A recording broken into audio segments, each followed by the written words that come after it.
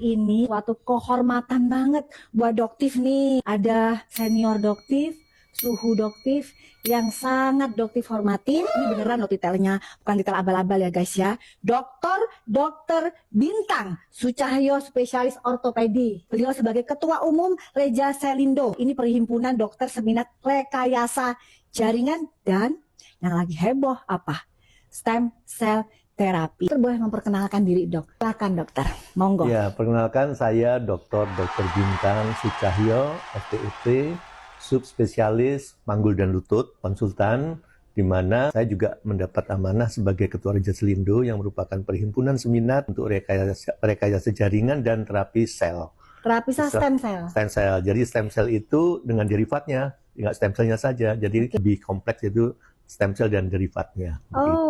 Lengkap ya. Oke, lengkap ya dok ya.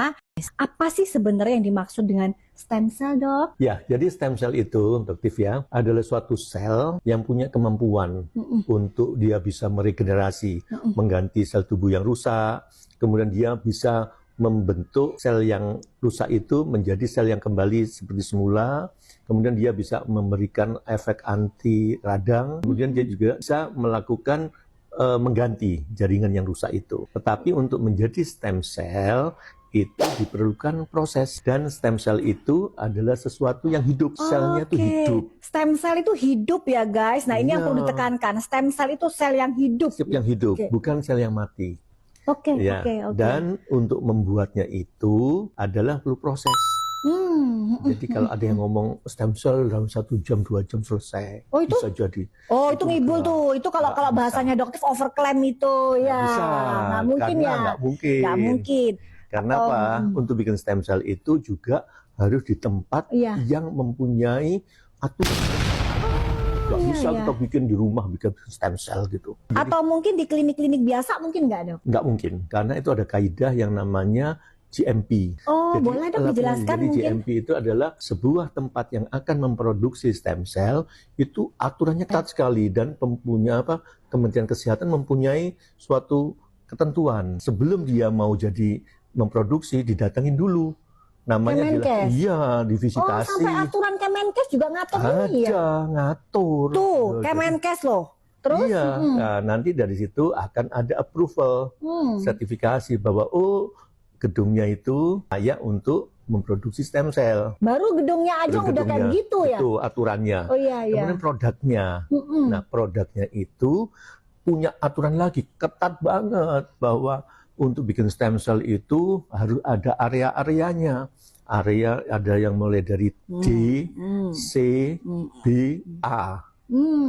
Itu adalah tingkat sterilitasnya. Wow. Nggak bisa kita bikin tempat, misalkan kita di rumah aja gitu, atau di klinik bikin atau ada nih di klinik, terus nanti misalnya nih diekspos biasa aja gitu, ini ternyata stem cell 200 juta, 300 juta di klinik biasa, itu berarti nggak boleh ya?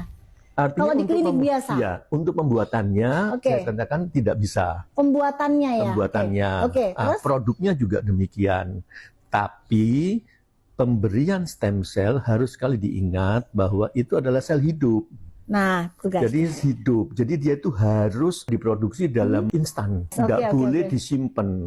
Jadi begitu dia sudah siap, harus segera diinjeksikan supaya nggak mati selnya. Nah, masalahnya nih penyimpanannya sama injeksinya gimana dok? Ya, jadi ada ini. Stem cell itu ada 2 sumbernya. Ya. Autologus artinya adalah dari diri kita sendiri. Ya. Atau dari orang lain yang sudah dilakukan suatu screening mengenai penyakit-penyakit yang harus tidak ada, ya. Kemudian parameter-parameternya. Stem cell itu ada parameter yang harus ada dan harus tidak ada. Kalau misalkan kamu kok stem cell dari mana? Oh, ini buktinya bahwa dia bisa memproduksi ada 3 ya di Indonesia itu yang sudah ada 3. Boleh disebutkan dok ada 3? Ada 3. Jadi ada swasta dan pemerintah. Yang swasta itu ada 2, yang GMP dan CPOB. CPOB itu apa? Adalah bahwa dari tempatnya itu sudah disertifikasi bahwa dia menghasilkan produk yang sesuai standar internasional. Sesuai standar internasional. Bukan hanya nasional. Menggunakan standarnya internasional. Nggak bisa hanya nasional aja.